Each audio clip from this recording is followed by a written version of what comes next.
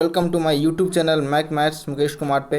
आज जो मैं डिस्कस करने जा रहा हूँ बहुत ही इंपॉर्टेंट टॉपिक्स हैं, ये जनरल कंपटीशन के लिए भी और ऑर्डर एग्जाम्स के लिए भी। वो है टॉपिक का नाम है area of regular hexagon. Okay, regular hexagon के बारे में आज मैं डिस्कस करूँगा।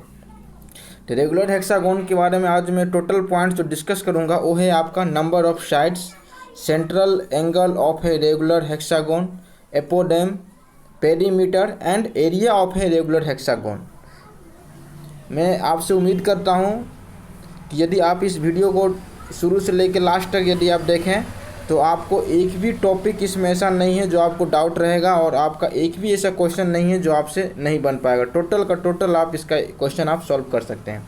ये जो डायग्राम आपको जो दिख रहा है ये डायग्राम है आपका हेक्सागोन का। ओके, रेगुलर हेक्सागोन का।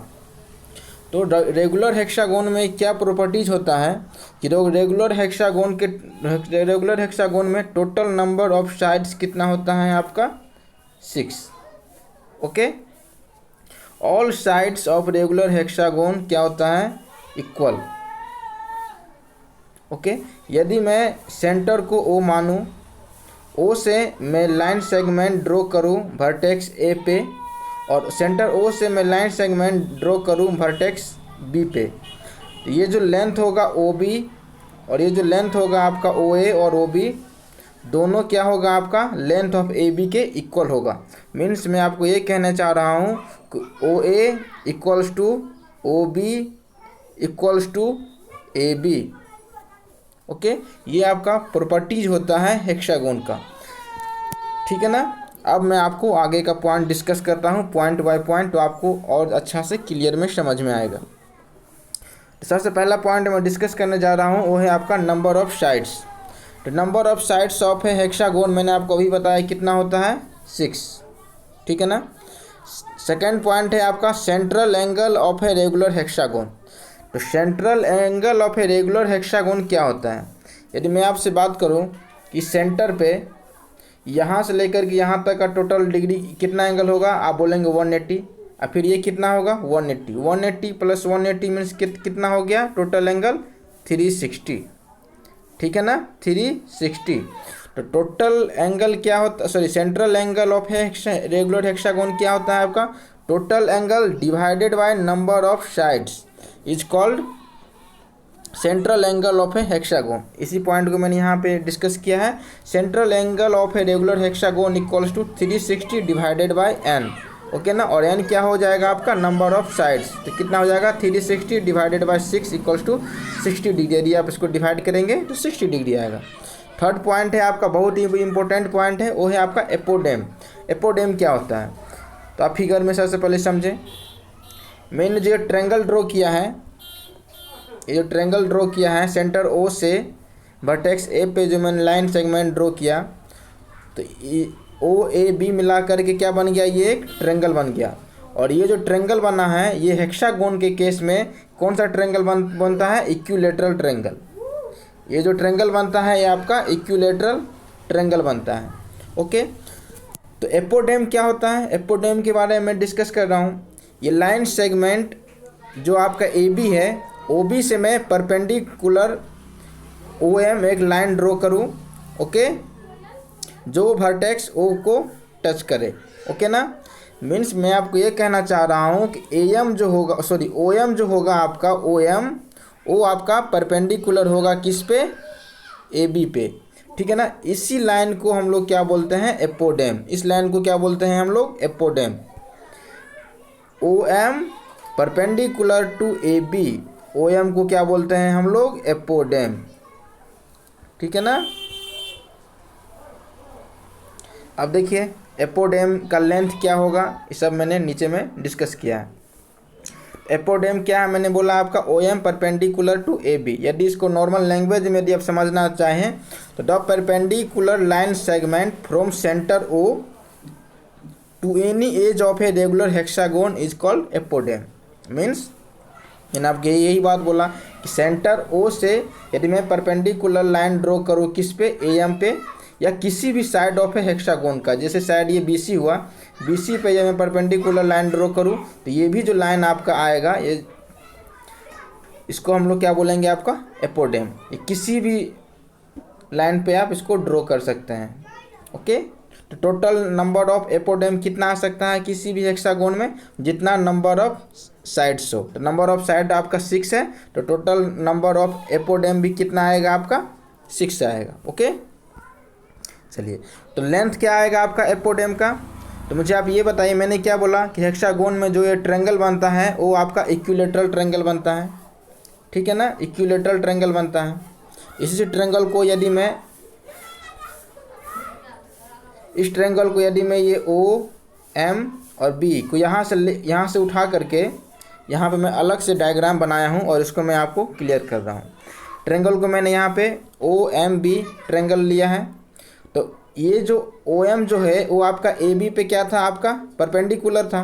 तो मीन्स एक एंगल क्या बन गया आपका, एंगल एम 90 डिग्री बन गया। और ये सेंटर पे जिस एंगल बन रहा था वो आपका 60 डिग्री बन रहा था, क्योंकि सेंट्रल एंगल मैंने क्या निकाला था 60 डिग्री। और ये वर्टेक्स ओ को क्या कर रहा है, 2 पार्ट में डिवाइड कर रहा है। ये आपका इक्विलेटरल ट्रायंगल का प्रॉपर्टीज होता है। तो एक एंगल कितना बनेगा आपका 30 डिग्री। ओके, तो यहाँ का जो एंगल बना ओ कितना एंगल बना आपका 30 डिग्री, और एंगल बी कितना बना आपका 60 डिग्री। क्योंकि ट्रायंगल का प्रॉपर्टी होता है total number of angles, sum of total angles क्या होता है आपका 180। देख लीजिए 90 + 60 + 30 इक्वल्स टू क्या आ रहा है आपका 180। तो मुझे क्या इसमें निकालना है, पी एपोडेम को मैंने पी डिनोटेड किया है। तो मुझे क्या निकालना है, पी। तो पी कैसे निकाल सकते हैं, यदि इस ट्रायंगल में हम पाइथागोरस थ्योरम को अप्लाई करेंगे तो हम लोग पी ईजिली फाइंड आउट कर सकते हैं। तो पाइथागोरस थ्योरम क्या बोलता है आपका, ओ एम का x square equals to O B का स्क्वायर माइनस में एम बी का स्क्वायर। ओके, इसी चीज़ को मैंने लिखा है, ओ एम का square equals to O B का स्क्वायर माइनस में एम बी का स्क्वायर। आप मुझे ये बताएं, ओ एम क्या है आपका पी, ओ बी क्या है आपका ए, बट एम बी क्या होगा। तो एम बी आपका इक्विलेटरल ट्रायंगल के प्रॉपर्टी के अकॉर्डिंग ए से लेकर के बी तक यदि साइड आपका, यदि मैं साइड को ए माना हूँ, यहाँ तक ए आपका, यहाँ पे पॉइंट ए था, यहाँ से यहाँ तक यदि ए है, इक्विलेटरल ट्रायंगल के प्रॉपर्टी से यदि ए से ए बी लाइन सेगमेंट पे यदि एम कोई पॉइंट एम पे लाइन ड्रॉ हो रहा है और ये परपेंडिकुलर ड्रॉ हो रहा है, तो ए एम इक्वल्स टू आपका होता है एम बी। ओके, तो यहाँ से एम बी क्या हो जाएगा आपका a/2, या ए एम बोलेंगे वो भी क्या हो जाएगा आपका a/2। तो यहाँ से हम क्या जान गए, एम बी क्या हो गया आपका a/2। बस वैल्यू को पुट करना है, ओ एम पी जिसको मैं पी माना हूँ एपोडेम, पी का square equals to a square minus में a/2 का एक्स स्क्वायर। यहाँ पे क्या हो जाएगा, P square equals to a square minus में ए का स्क्वायर डिवाइडेड बाय 2 का स्क्वायर क्या हो जाएगा 4। यदि आप इसको कैलकुलेट करें तो P x square equals to क्या हो जाएगा 4a स्क्वायर माइनस में ए स्क्वायर डिवाइडेड बाय 4। इसको मैं यहाँ पे क्या लिया हूँ, एलसीएम के लेकर के बटा पर का घटाव किया हूँ, ठीक है ना। इक्वल्स टू क्या हो जाएगा आपका ये 4a स्क्वायर माइनस ए स्क्वायर, माइनस होगा तो क्या हो जाएगा 3a स्क्वायर डिवाइडेड बाय 4। यदि यहाँ पे मैं दोनों साइड रूट अप्लाई करूँ तो आप क्या बोलेंगे, पी स्क्वायर में से रूट से बाहर निकलेगा तो क्या हो जाएगा पी, और 3 रूट से बाहर निकलेगा तो √3, 4 रूट से बाहर निकलेगा तो 2, और ए स्क्वायर रूट से बाहर निकलेगा तो ए। मीन्स एपोडेम पी इक्वल्स टू क्या हो गया आपका √3/2 इंटू ए, और ए क्या है आपका लेंथ ऑफ साइड्स। क्या है आपका ए, क्या है लेंथ ऑफ साइड। हेक्सागोन का साइड का क्या है ये लेंथ है। ओके, अब मैं 4th पॉइंट डिस्कस कर रहा हूँ, वो है आपका पेरीमीटर। तो पेरीमीटर क्या होता है, सम ऑफ साइड्स ऑफ ए, ठीक है ना। जितना भी लेंथ है उस सभी का सम को हम लोग क्या बोलते हैं पेरीमीटर। बट यहाँ पे हेक्सागोन है, तो हेक्सागोन में मैंने क्या बोला, ऑल साइड क्या है आपका लेंथ का इक्वल है। तो मीन्स मैं ऐसे लिख सकता हूँ number of sides into length of sides. तो नंबर ऑफ साइड्स कितना है आपका 6, और यदि मैं लेंथ ऑफ साइड को ए एज्यूम किया हूँ तो पेरीमीटर क्या हो जाएगा आपका 6 इंटू ए। ओके, यहाँ तक कोई प्रॉब्लम नहीं होना चाहिए। अब देखिए एरिया ऑफ रेगुलर हेक्सागोन, बहुत ही इंपॉर्टेंट पॉइंट है ये, और इससे बहुत सारा क्वेश्चन आपको पूछा जाएगा आपको एग्जाम में, ठीक है ना। इसको आपको गौर से देखना है। Area of regular hexagon area of regular hexagon समझने से पहले यदि हम लोग area of equilateral triangle O A B यदि हम देख लें, तो मैंने क्या बोला, ये जो ट्रायंगल जो बन रहा है वो आपका कौन सा ट्रायंगल बन रहा है, इक्विलेटरल ट्रायंगल बन रहा है। तो इक्विलेटरल ट्रायंगल का एरिया क्या होता है आपका, √3/4 इंटू में ए का एक्स स्क्वायर। ए क्या होता है आपका भुजा या साइड का एक्स स्क्वायर, ओके ना। यहाँ पर साइड क्या है आपका ए है, तो साइड का एक्स स्क्वायर। इसी को मैं यहाँ पे फाइंड आउट करके आपको समझाया हूँ क्लियर करके, ओके। यहाँ देख लीजिए एरिया ऑफ रेगुलर हेक्सागोन क्या हो जाएगा आपका, sorry area of equilateral triangle O A B. तो क्या होता है एरिया ऑफ इक्विलेटरल ट्रायंगल का, तो मैं डायरेक्ट आपको फार्मूला बता दिया √3/4 इंटू ए स्क्वायर। बट मैं आपको डिफाइन करके यहाँ पे बता रहा हूँ कि आपको लास्ट में भी वही आएगा √3/4 ए स्क्वायर। बेसिक फार्मूला आपका ट्रायंगल का क्या होता है, 1/2 बेस इंटू हाइट। यहाँ से यदि मैं ट्रायंगल ओ ए बी यदि ड्रॉ किया हूँ, तो आप मुझे ये बताएं कि इस triangle O A B triangle के लिए ये जो मैंने बेस लिखा है वो बेस क्या है, तो आप बोलेंगे बेस है आपका ए एम, और हाइट क्या है, तो हाइट है आपका ओ एम। सो ओके, तो बेस क्या हो जाएगा आपका ए बी और हाइट क्या हो जाएगा आपका ओ एम। बेस है हो गया आपका ए बी और हाइट क्या हो गया आपका ओ एम, तो half into A B into O M. तो ए बी क्या है आपका, ए बी है आपका ए, और ओ एम क्या है आपका पी।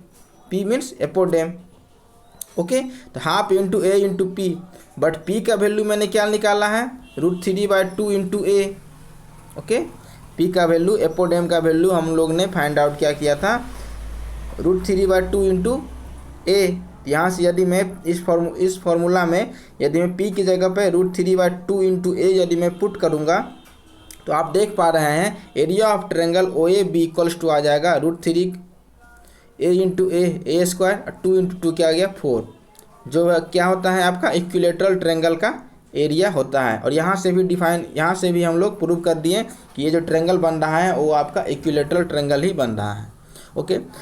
तो मेन जो बात है इसमें वो पूछा गया है आपका एरिया ऑफ रेगुलर हेक्सागोन, ठीक है ना। तो एरिया ऑफ रेगुलर हेक्सागोन क्या होगा, तो area of regular hexagon equals to हो जाएगा n into area of each triangles, ठीक है ना। मीन्स नंबर ऑफ ट्रायंगल इस हेक्सागोन में कितना ड्रॉ हो रहा है इंटू एरिया ऑफ एक ट्रायंगल का एरिया यदि मैं निकाल लूँ, और यदि मैं नंबर ऑफ ट्रायंगल्स से यदि मैं मल्टीप्लाई कर दूँ, तो ये आपका एरिया ऑफ हेक्सागोन निकल जाएगा।